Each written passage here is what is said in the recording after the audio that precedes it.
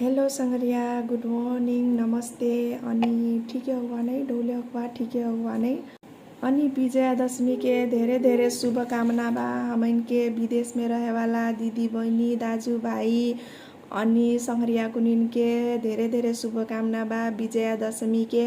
अनि विजयादशमी में त विदेश में रहे वाला दाजू कुनिन दीदी बहिनी कुनी कोनो कोनो छुट्टी में फेन आवत हुई नहीं, कितना खुशी हुई है अपन फैमिली संगे दसैँ मनाए पहिए दसैँ में अपन फैमिली संग रहे पहिए कितना ढेरे ढेरे खुशी रही है नहीं। अनि जौने अब नहीं आए पावत ने त ऐसने तो हो, कबो रहे पही कबो नहीं रहे पही।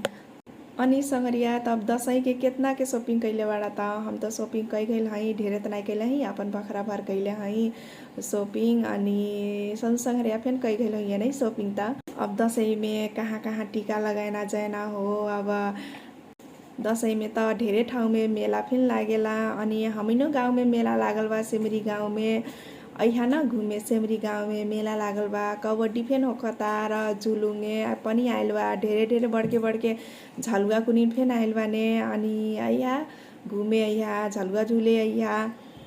अनि अब ये कहते अब विजयादशमी के धेरै धेरै धेरै धेरै शुभकामना बा विदेश में रहे वाला हमन के सजहुन संगरिया कुनिन के जोने जोने हमार वीडियो हेरत हकबा सबके शुभकामना बा विजयादशमी के।